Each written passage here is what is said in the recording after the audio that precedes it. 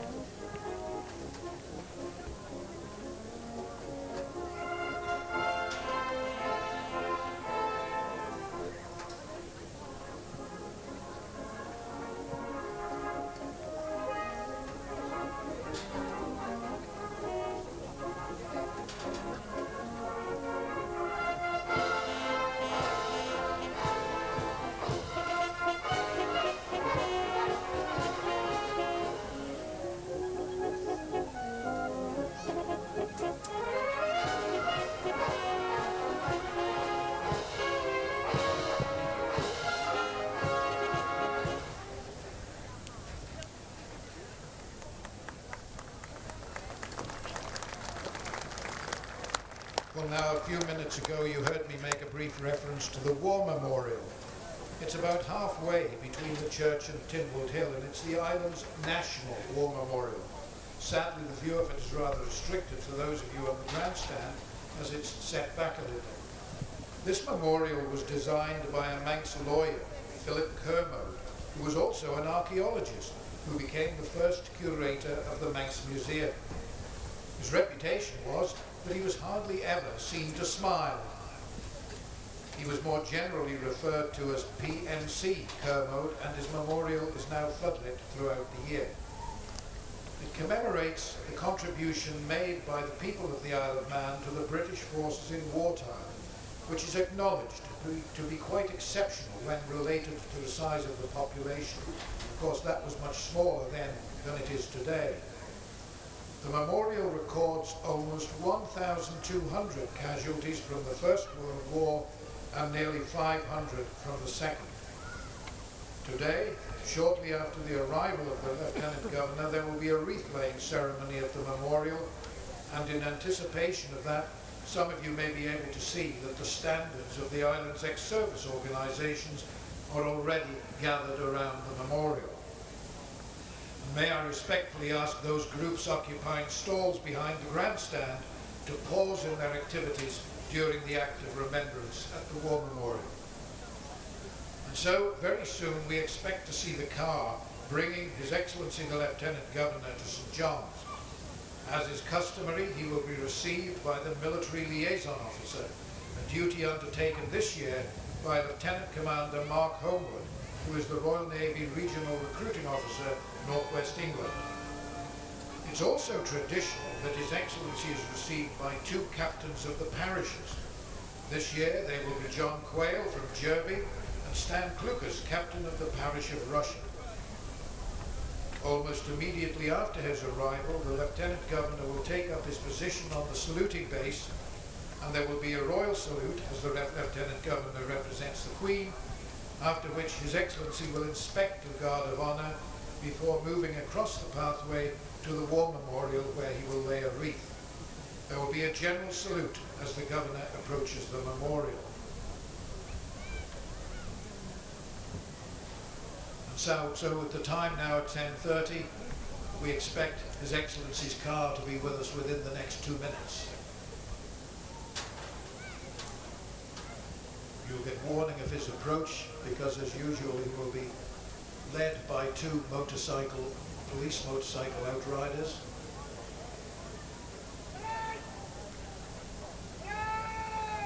And when the car stops in the centre of the field there, on the centre of the frontage of the field on the main road, you'll notice that the door of the car will be opened by the Governor's Cadet Flight Sergeant James George Air Training Corps.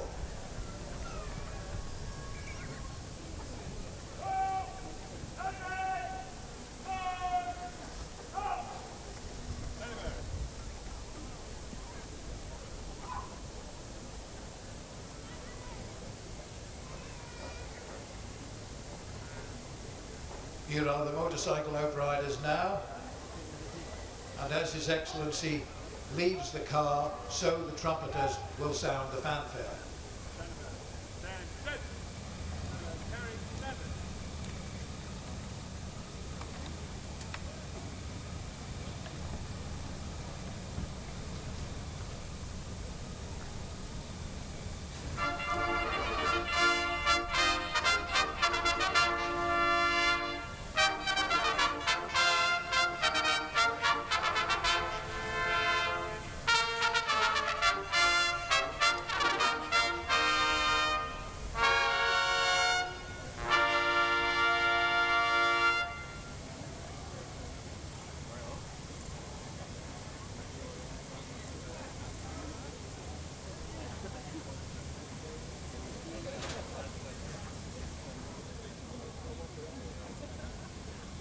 Now, as you can see, His Excellency has arrived, and if I judge him correctly, I think you may well expect to see him have a word with some of the spectators on his way to the saluting base.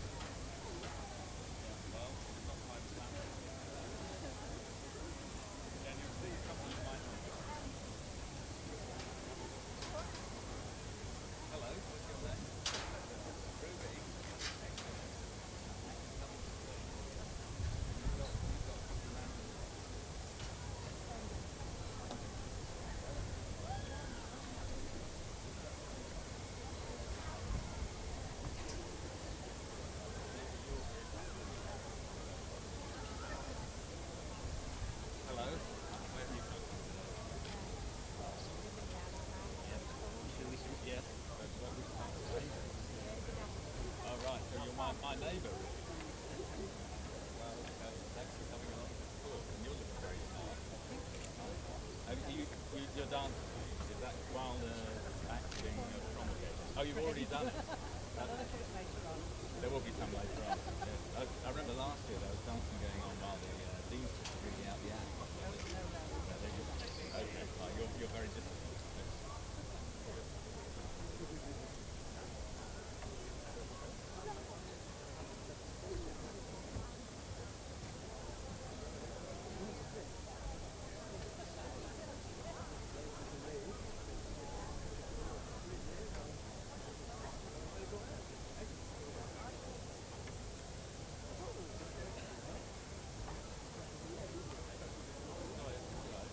Oh, hello there. How are you? Right, hello. Oh, right, Michael. Okay, right, very, very. Were you affected in the bad weather? Yeah.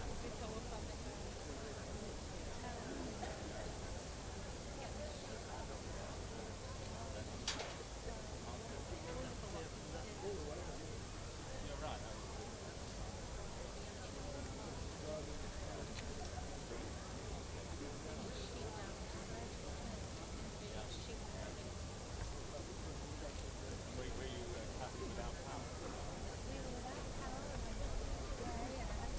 As His Excellency makes his way to the saluting base, you may be able to notice a party of ladies and gentlemen lining the side of the processional pathway close to where the trumpeters are situated.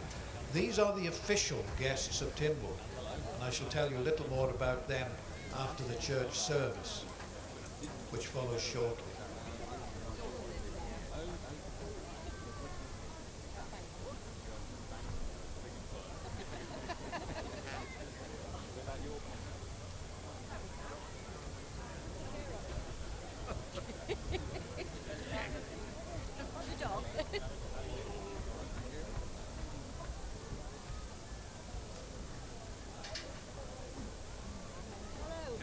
Alice caused this here. I didn't bring my dog along this time. Well, I met you in the charity shop the other day. Yes.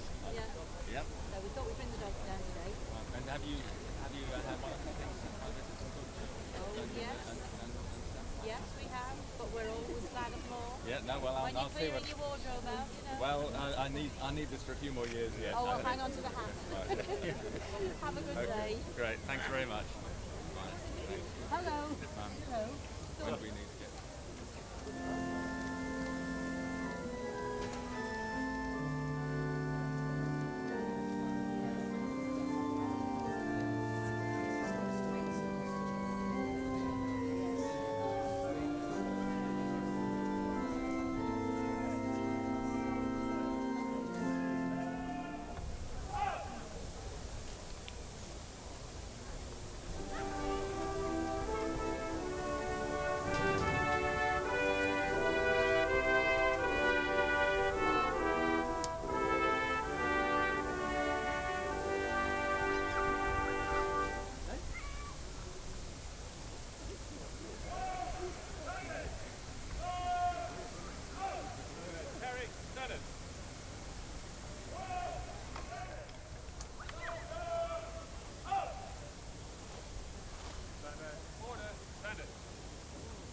We shall see the Guard Commander, Lieutenant Lishman, reporting his guard to His Excellency and inviting him to inspect the Guard of Honour.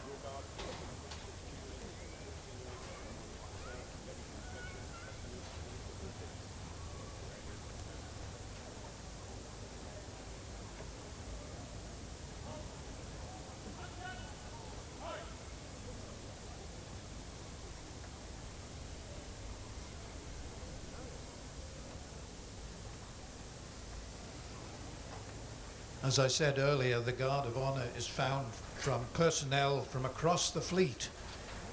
There are 24 junior rates, 2 senior rates and 1 officer in the Guard. And you'll have seen that they have a Royal Navy colour with them, which is escorted by 2 junior and 2 senior rates. Yesterday, I said to the Guard of Honour, "Are there any Manxmen among you?" And a voice from the rear rank said, "Yes, I'm a Goving." You can't get more Manx than that. Seaman Peter Crow comes from Peel. And there are 2 girls in the Guard as well.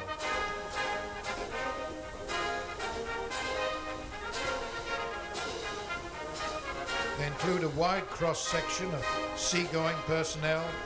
We have submariners, weapons technicians, members of the Fleet Air Arm, many divisions of the service, including shore establishments, all represented.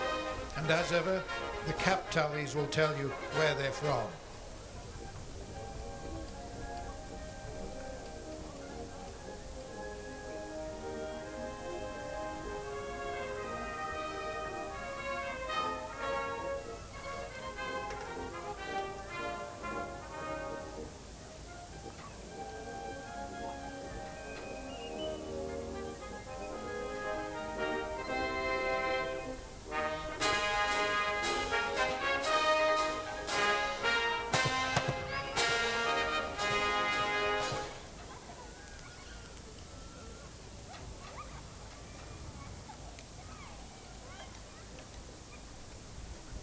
Now you can see, having completed his inspection of the Guard, the Lieutenant Governor has moved across to the band of Her Royal Marines Scotland and is talking with the Director of Music, Captain Andy Gregory, who came originally from Yorkshire. He started his musical career playing clarinet with the Hebden Bridge Junior Brass Band.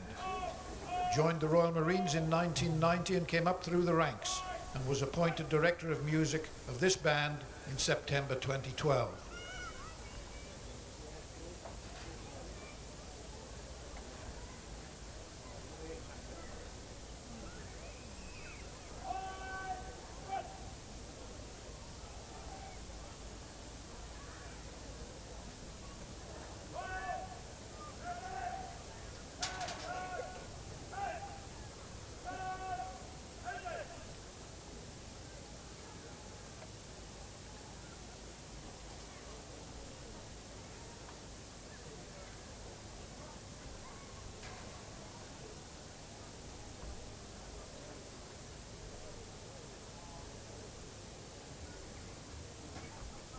can see that the Lieutenant Governor is talking with the musicians in the front rank of the band, and then accompanied by the military liaison officer, Lieutenant Commander Mark Homewood, he will move across towards the War Memorial.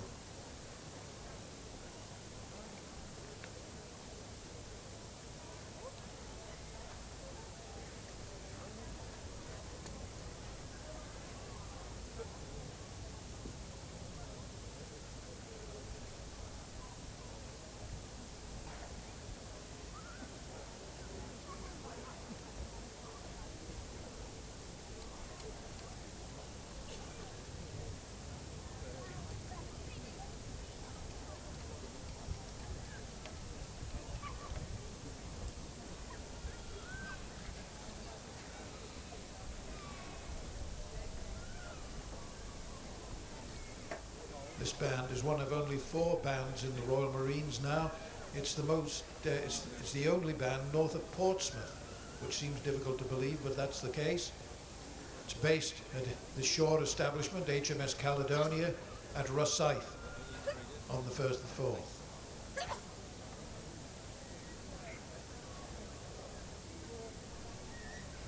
Captain Gregory takes his leave, and the Lieutenant Governor is moving now towards the War Memorial.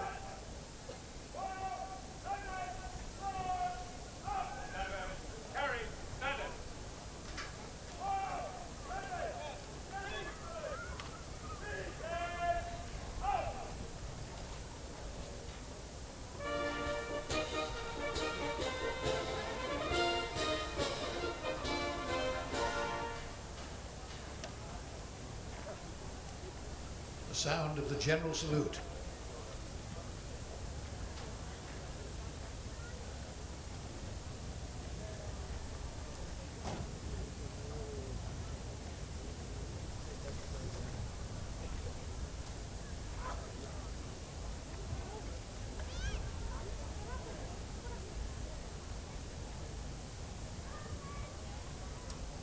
During the act of remembrance, we shall of course hear the familiar tones of the last post and reveille,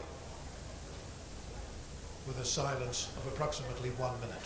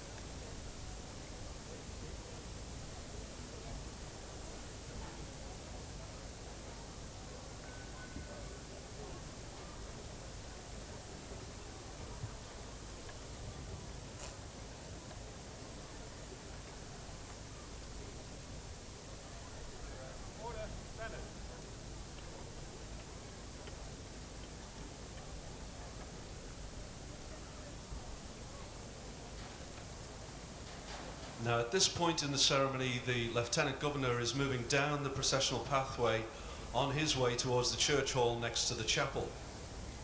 Today, the church hall is being used as the robing room, where the Lieutenant Governor will join all the Tynwald members and the other dignitaries and officials who will be taking part in the Tynwald ceremony on the hill later. And in a few minutes, there will then be a short procession from the robing room into the church, where, by custom, the Tynwald ceremony begins with divine service, which should take place at around 11 a.m.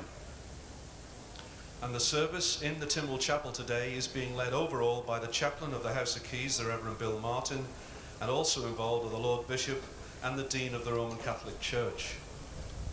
The service lasts about 25 minutes and can be followed on the public address system, and obviously on the big screen close to Tynwald Hill.